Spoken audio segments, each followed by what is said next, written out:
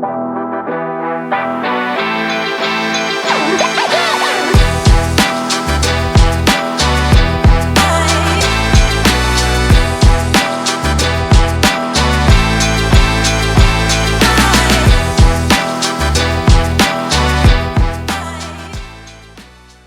today we have another guest as an old friend of mine, Mathew Owens.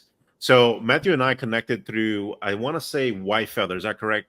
Yeah, I believe so. Yeah, White yeah, Feather Investment.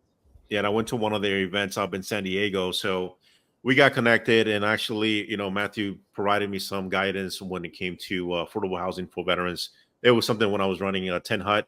We raised 15 million so we can actually acquire some like motels and then add the kitchen so we can make it livable for veterans. So yeah, I'm excited to have you on the show, man. I really respect you. You have such a good track record, and I hear nothing but great things about you, and it is amazing. So I'm looking forward to learn more of the new projects that you have. And before we start, I would like you to see if you can tell the audience a little bit about yourself.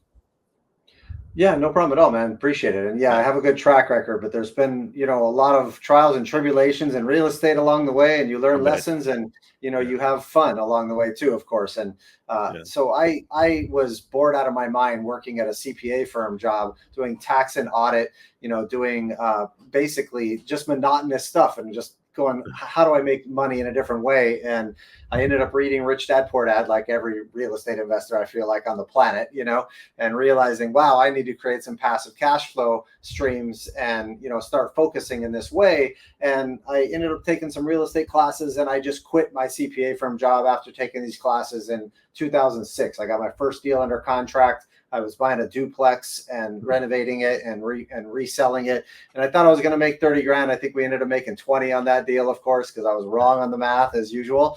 Just like, most of the time, and most real estate investors in the very beginning don't know all the real costs, right? And but I quit my firm job. I was like, I can't do this anymore. Like, I was so passionate and focused on, wow, this new way of making money. And I thought, hey, great, I'm going to be able to go to the gym every day and like, all kinds of free time. And then you realize, oh no, this is a grind. Like, you're going to learn, and you're going to have to grind in order to make this successful and keep pushing. And I thought, we got an office at the World Trade Center in Long Beach on the 23rd floor. I thought I was dope, back in 2006, just like everybody did. And then 2007 and 8, I took a massive punch in the face. I literally lost everything, and my ego was destroyed. And you realize very quickly that hey, you don't know crap at the end of the day, right? You're focused on how do you make money. And I was still a technician there doing my accounting books, thinking that I'm becoming a good business owner because my books were done, and like, I knew where I was at financially, which doesn't mean they were good financially. They just knew where I was at. And Right. at the end of the day, after that occurred, I ended up starting to continue to do fix and flipping. I went through and started grinding and really hunkered down and, pushed through and started raising capital from private investors to be able to do more fix and flips. And we started doing more and more. And since then, we've now flipped over 1,000 houses now. We have Wow. over 35 million lent out to flippers in different markets around the country. I've raised a little bit over $150 million for real estate, both lending as well as larger projects like multifamilies, self-storage, mobile home parks, other debt and equity type investments, and private businesses that I personally invest in and also raise capital for the specific projects that I've been focusing on and doing the homework on. And I help other investors create that financial freedom in their life and show them the strategies that I implement, whether that's equity or debt structures, to be able to develop that cash flow stream and build wealth through that side. And me being a CPA, I love not paying taxes. And so I find all these unique ways of not paying taxes and strategies to implement to be able to reduce investors' taxes consistently, because that's one of your biggest expenses. So it's a matter of the entirety of the strategy, utilizing your retirement accounts, going through and mitigating every single year, a big chunk of taxes that you would have to pay, and teaching people the right financial education to have that really is not taught in schools to become successful at this and create that freedom in their life through real estate investing and other businesses that they can acquire and cash flow. Right. So sorry, that was a long-winded answer. Appreciate it. No, no, no, no worries. So let's talk about, because when you and I talked years ago, we talked about due diligence, and tell us a little bit more about your process, because I know you mentioned to me that you have like a 200 checkpoint list of going Yeah. through that. Yeah. We, Yeah, and I think that's the key, man. Like the due diligence, when yeah. you do homework, when you're working with someone and you want to invest with somebody, you really want to go through and make sure you're investing with the right person. And how do you know they're the right person? You Mhm. have to go through and understand what makes them a good business owner, what makes them good at operations of what they're doing, what's their track record involved, right?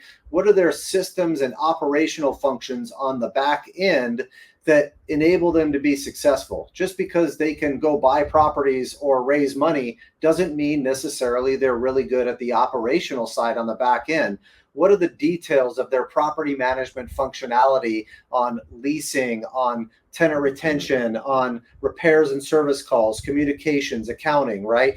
Marketing and sales? All those aspects are what makes the business, and who's on their team, and how long have they been working there for the company, and how long have they been proven in different ways? Because if they haven't been, then that's a potential risk that could be occurring there by not having that team member. And so it's the intricacy of the operations when you're vetting an operator that I think matters the most, that to understand how are they able to be successful on this. And in that 200-point due diligence checklist, I go over the operator specifically as one of the main items that you're going to do your homework on in this investment. And that comes down to background checks, criminal checks, their operational history, calling private investors that they've invested with in the past, a slew of detailed due diligence questions that I go through on the operator, including, are they being too aggressive in my mind, on their financial models and stuff like that? Are they saying that rents are going to grow by 5-6% a year, but expenses are only going to go up by 3% in their financial modeling?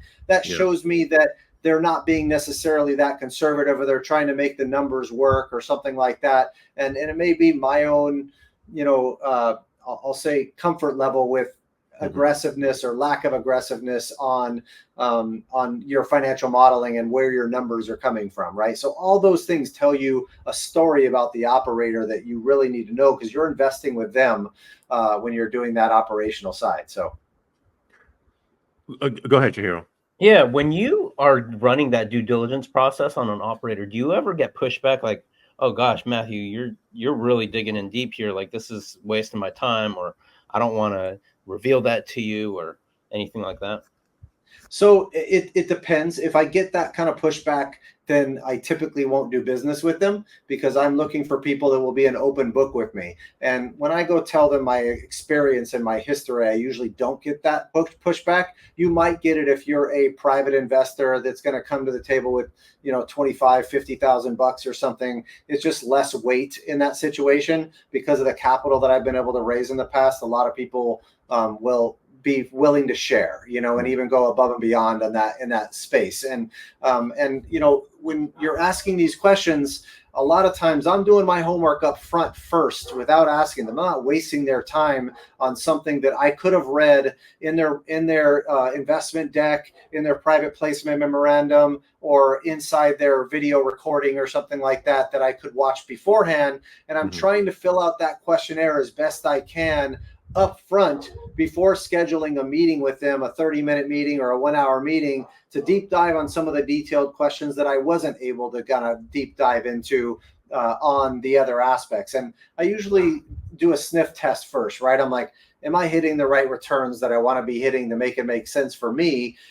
Do they have it structured for performance-based incentives where the investor gets paid first, and then there's a split and maybe a waterfall, and then maybe even another hurdle rate where they got to hit another higher rate of return, and then they get a better split? That all is, they get a home run, they make more money, right? That's the strategy you want to be finding when you're investing with these different operators. So I'm doing those sniff tests first, and probably pass on 90% of the deals. Some of it's just because not because it's a bad deal. It's just because I don't have the bandwidth and I can't do that many more, reviews. And I'm in the process right now of documenting every step of my due diligence process and training other people to do more for us so that we can actually go through and get more deals reviewed consistently. But it's a hard thing when you start getting known as a capital raise partner and people that can bring capital to the table. You start getting deal after deal after deal, and I had to just start cutting it off and putting other people in place to help. So. What kind of deals do you invest in? Do you invest in anything besides real estate?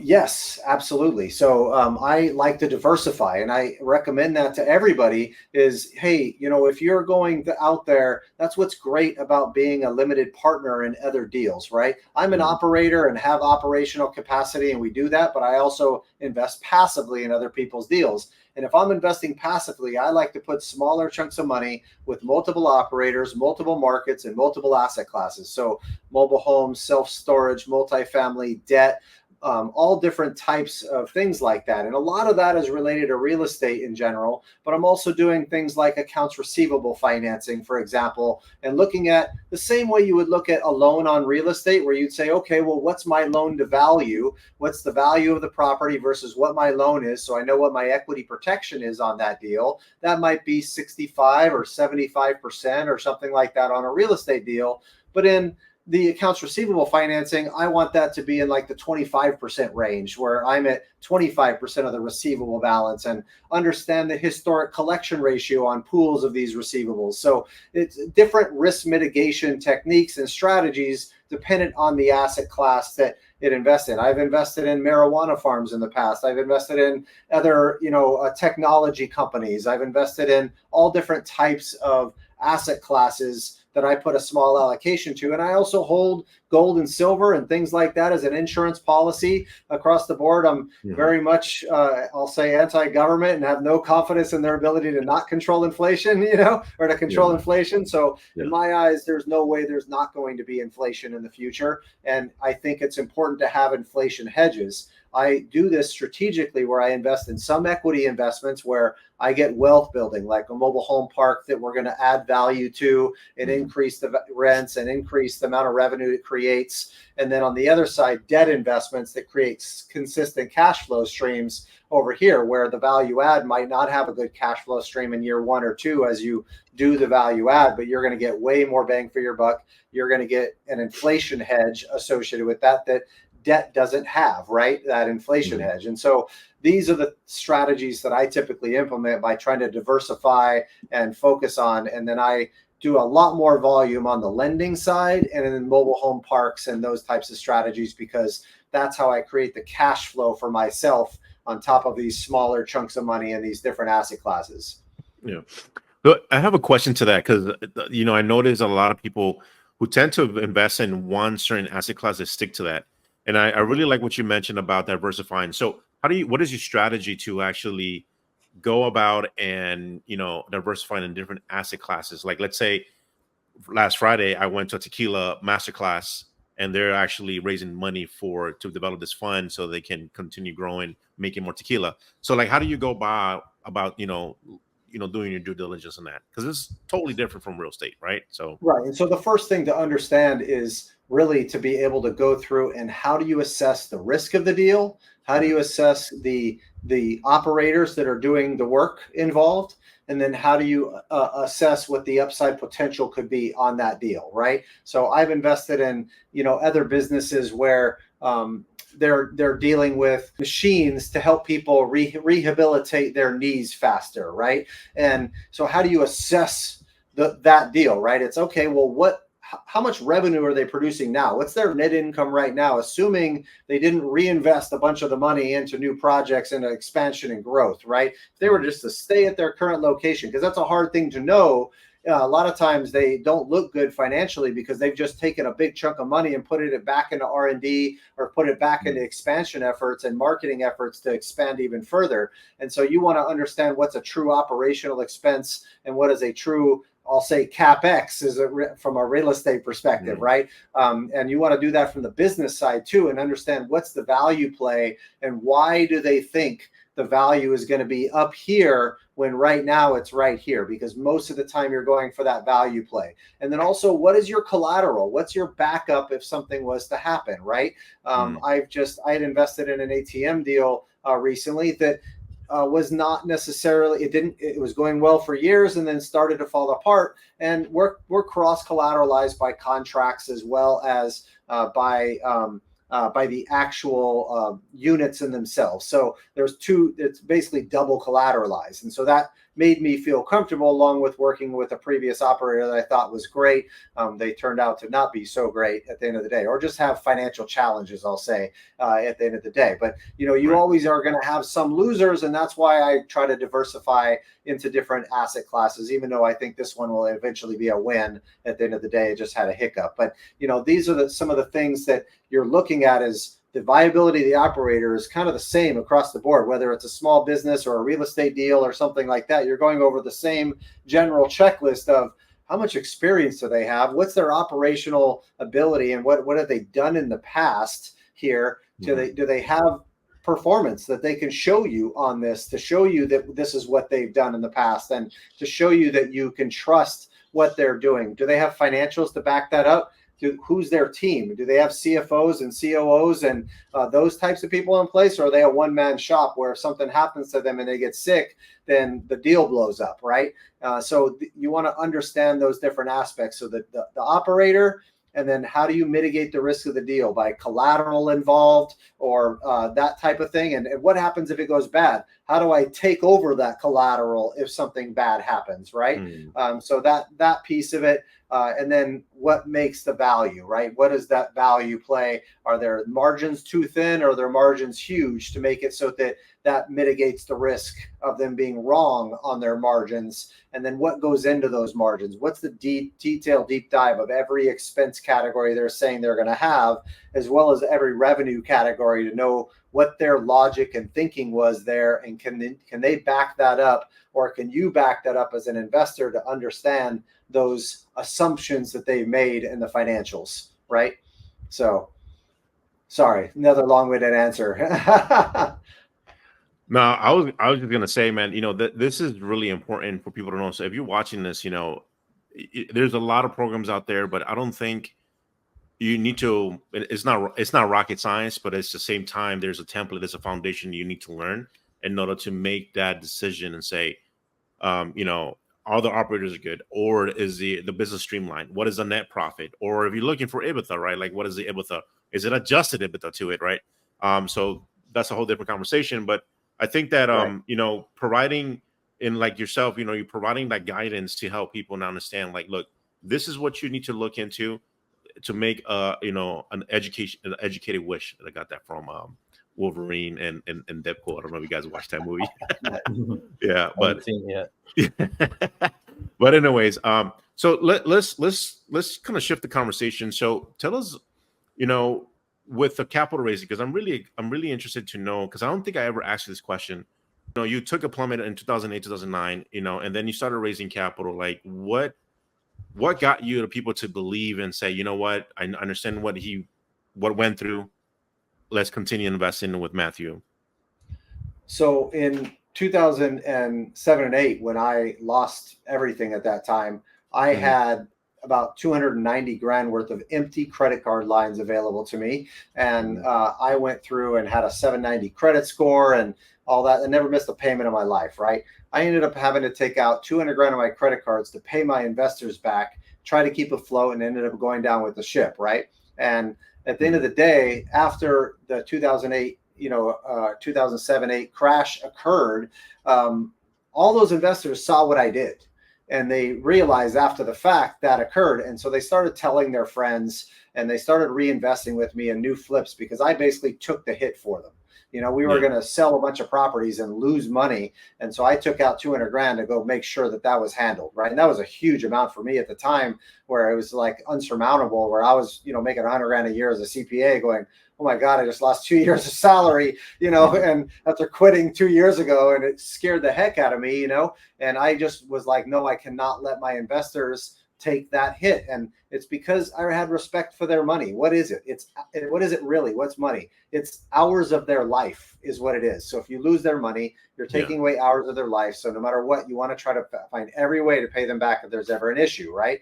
I've always done business that way, where I've taken the hits. I've had hard money loans go bad. I've taken the hit. I've lost money on flips. I've taken the hit. And so by doing those types of things, you build trust long term. And I make sure that they know they got their return, and I still took a hit, each time. And over time, that builds and builds. And, I've sold over 1,000 houses now. Things go wrong after selling that house. I've had people run through the living room of a house from some random car on a street from a drunk driver and destroy the house or the front of the house 2 days after someone bought a house for me. And I just covered the deductibles and covered the hotel stays and took care of that buyer that bought the house for me, because they're just an investor buyer. And after doing that over a period of time, obviously a lot of people build the trust for that piece, and word gets around that I'm going to take care of people. And don't get me wrong, I don't want to end up in a situation where I couldn't do that because the hit was too big or something like that. I want to make sure I'm being conservative and all that. But at the end of the day, when things go wrong, I kind of look at it that way, like, hey, how can I make sure my investors are cool no matter what, so that way they always get paid, and that, if I have to step up and put more money in, or I got to go take a hit, as long as I can take that hit, then I'm going to go do that, right? And that's really the key to raising money, is putting their money above your own as best you can, which sucks sometimes. But when you look at what you're investing in, it's an investment into your future in that situation, because if you do that, word gets around. And you think I'm not asking them for referrals when I do that? Every single time I'm making sure I take advantage of that, opportunity to do that, because it's how more you develop more relationships, right? So, and it's also super important to learn how to educate your investors when you're raising capital, because you have to teach them how to do the homework on you and on any deal, because whether they invest with you or not, if they don't do the right homework, they're going to get screwed. Like it was someone else. Like if they invest with somebody, at some point, they're going to lose money if they're not doing it right. And they're just, okay, no problem. Here you go. So teach them, this is how you review the documents. This is how you review the market. This is how you review the operator involved and the financial plan and all that stuff involved in that deal. Through that education, you're able to develop trust with investors, and they trust you a lot more to be able to put money with you in that way. So, a couple weeks ago, I sent over to Shihiro and say, hey, there was like in a group where a lot of people invested in someone just because they have like some sort of influence online, and they'd be like, yeah, everything. What happened? Like later on, everyone lost their money. Right, because they didn't have that education, right? Like how to do due diligence. And so people are just going to throw their money at, which is a great strategy if you have the influence, right? But you got to be very careful, who you throw your money with, right? So, and even people that have the knowledge about what to do, a lot of times don't do it, because it's a lot of work going through a 200-point due diligence checklist on these things, or more, and when you go through the process with, registered investment advisors, with broker dealers, with the due diligence associated with those types of things, you start to see the right way that due diligence should be done, right? There's investment companies that have done homework on us, because I'm working with a high net worth client that hires an investment company to vet deals for them and do this homework on their behalf. And so when you see that process and the detailed documentation that has to go with that, it's key. It's like when I started selling debt off to institutional level buyers of debt, then you realize, oh, this is the right package that should be going to, for a perfect package to, have it so that it's served up on a silver platter for those institutional investors. So this is the homework they want to see when buying paper from you, so you can get the best price from them, right? Matthew, so what does your ideal investor look like? Or not necessarily ideal, but your typical investor. You mentioned RIAs and broker dealers. Do you distribute your projects through those channels? How do you find your investors? Yeah, so traditionally I've done it all through private investors, not through RIAs or broker dealers or things like that. There's benefits to the RIAs and broker dealers where they're going to stroke big checks, right? The problem with that too is that now they have control over your deal. And if you are only relying on them, then that's a big risk. Maybe it's fine for certain deals to let them have the control over all of that aspect of things, but realize that, hey, maybe on that next deal or the 10th deal you do with them, they're going to might want to change structures because you're going to them every single time, and they might want more and more, where they have a lot of power in that relationship if you've never put in the effort to find private investors. We go through, and I've traditionally raised the entire capital stack that we've raised in the past, other than a couple of funds, through private investor bases like this. So, and there's a strategy to utilize that, right? We've been doing this for 18 plus years now. That's a lot of fix and flip loans that get paid back quickly. And so more and more investors see performance on a quicker standpoint. And me running a nonprofit organization and being in front of people consistently to teach financial education and real estate education, you develop, and we do monthly meetings for that. So, you end up developing relationships over a period of years with lots and lots of new people. And I joined a lot of masterminds too, and develop new relationships with other capital raise partners and that kind of thing, which is a great strategy to utilize to raise capital, is utilizing other people to work with to bring their skill sets and their relationships to the table, and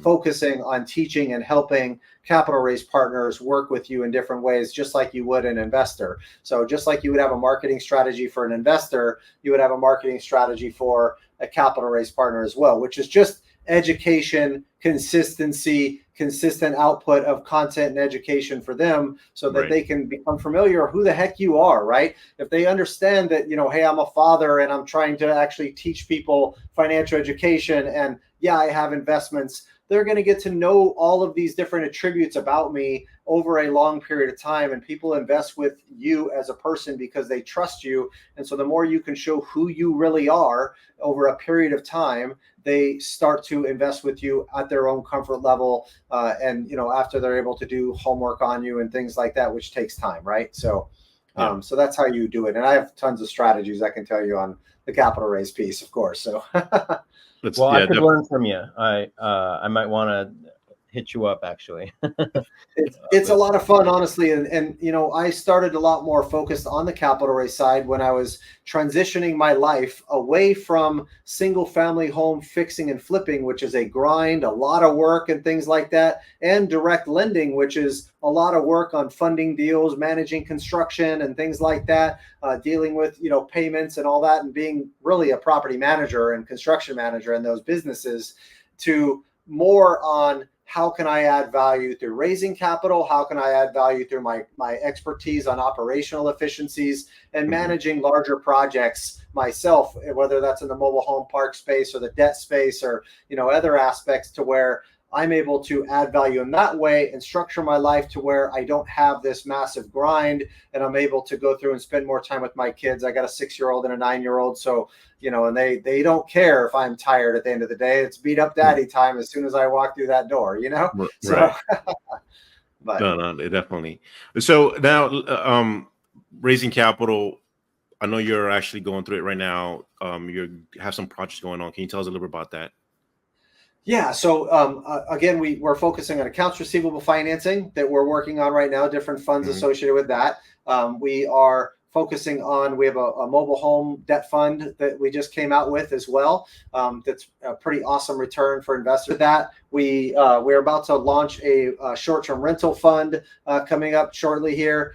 So multiple strategies that we're implementing, and then we're always raising capital for promissory notes and short-term debt and those types of things consistently. And that's one of the strategies we've used to raise more capital, is always have a supply of different investment types dependent on what fits for the investor that you're talking with. Some people want to invest in cash flow from like notes because they don't want to have a headache involved in owning property, right? Some people have to have the direct ownership of the asset, and they're not comfortable investing in a syndication where you're giving up control but being able to diversify and not have to do work, right? So there's benefits with each strategy dependent on the comfort level of the investor involved, and understanding who you're talking to and what their risk mitigation thoughts are in their head and what their risk tolerance level is key to guiding them in the right way. You wouldn't go tell you know, an 85-year-old person to go buy a bunch of single family homes and manage the managers themselves and do all that work themselves. It's a lot of work, right? Mhm. But you might have someone that's younger that, you know, has someone in place that can manage those managers, or we do asset management services, but we prefer not to if we don't have to, because it's a lot of work on single families. And so dependent on who you're talking with is you know, the strategy you deploy with them, and adding multiple strategies to the table really helps to be able to allocate capital appropriate with the person you're talking with. Do you raise on a deal by deal basis, or is it like a discretionary fund that you raise where you're going to allocate to a promissory note and a accounts receivable fund, et cetera?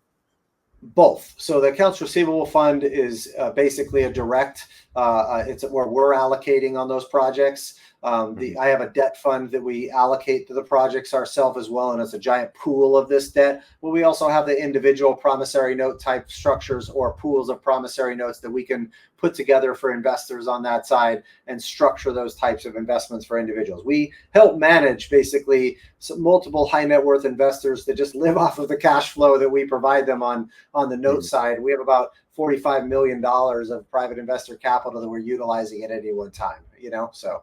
Got it.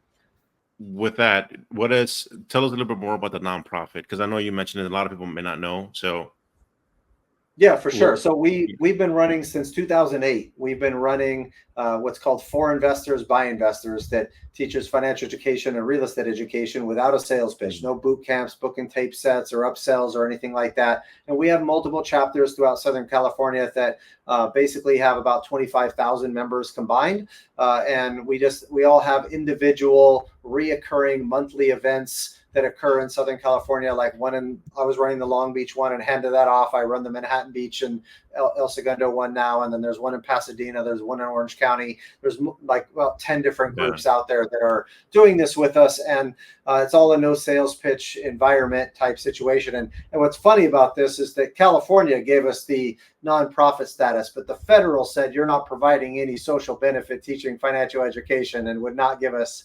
nonprofit status for that. So it's pretty comical. Of course, they don't want people understanding financial education. So you that group, I've heard of your group through Jeremy Roll. So he's your partner in that then.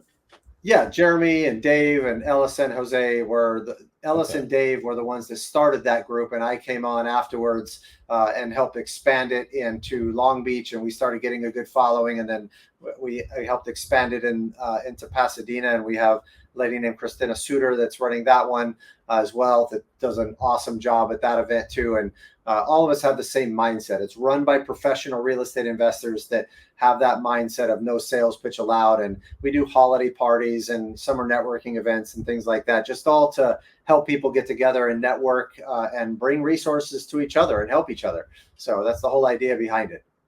Amazing. Yeah, no, that's pretty cool. I actually attended before one of your events, and the other one was in Orange County, so that was pretty good, you know. So awesome people. And so one last question that I have for you, you know, what are some of the deals that you actually went through that said, you know what, this was like streamlined, that you were like shocked, hey, you know what, I didn't expect this to be this way? So you're meaning not streamlined, things that went bad, right? It could be streamlined. I was thinking about streamlined, like it was like this deal went good, and I wasn't thinking it was going to go good at all. Do you ever had something like that? Or it could be the vice versa, right? Yeah. Most of the deals that I get into, I'm doing it with the assumption that they will go good, but what could go bad and how do I mitigate the risk? And so most of the deals, I can't say that I thought that they were going to go bad, of course, or there was like an issue there, or otherwise I wouldn't have invested in it. As soon as I see a red flag now, I pay attention to myself, because I've learned to pay attention, you know, to that and not just be like, no, I'm too committed, let me go put money in, because I've learned lessons. But you know, I'll say there's a couple of them that I've been working with in the past. There was one group called Post Investment Group that has honestly been one of the best multifamily operators that I've ever dealt with, where they have full vertical integration with asset management, with property management, construction management, everything all vertically. And they buy a lot of properties out in Texas and do tax credit type strategies and things like that. And so you look for operators that have that kind of vertical integration in place. And that's one of the mobile home park operators that I invest with as well. Cultivate have that same type of vertical integration that's why I work with them on those projects specifically too. But you're looking for that, streamline approach to all of these things and those operational efficiencies. And, Post in particular has been absolutely insanely great at communication, at accounting, at, every aspect of that system that I felt with, really, really quality, people to work with. And same thing with the Cultivate guys that I work with as well. We're all good friends now and things like that because we've been doing so much business together, because I felt like I found good operators that actually care about people's money the same way I do, which is what really, takes it home for me to want to even work with somebody in the first place. Right. So yeah. I think it's not necessarily that I think they're going to go bad, but sometimes people surprise you about their operational efficiencies and what they can do and how good a company can run. Right. So. Right. And that's key right there, because even looking at the business acquisition side, operations is really important, right? The leadership, and then also understanding, like, if there's SOPs already established, many other things that it comes to operations. So, and I'm sure Chihiro has tons of knowledge in that area, working with the firm he's in with right now. You do so, Chihiro, do you have any other questions? No, this has been amazing. I would like to follow up with you personally, just because I know I could learn from you in terms of raising capital. So been very enlightening hearing you talk. Thank you very much. No problem. I'm going to be teaching classes on raising capital and things like that. It's one of the next webinars I'll be putting on, is those types of strategies, because it benefits me to teach other people how to raise capital. Also, that's the whole point of real estate investing. Let's share our knowledge, have everybody help each other and make money in different ways, and make sure hopefully everybody's honest. Like that's the whole idea, right? Is help people involved. And I found partners are great, but do your homework on all your partners and make sure that they're the right type of people to do business with, because you want to be around the people that uplift you, that are add value, that really, really help each other in every way possible. So, and if anybody needs that 200-point due diligence checklist, they can go to my website at MathewOwens.com with one T in Matthew, because my parents couldn't spell. So it's just one T in Matthew in this case. So MathewOwens.com, and I have it available for free for you guys if you guys want it. So.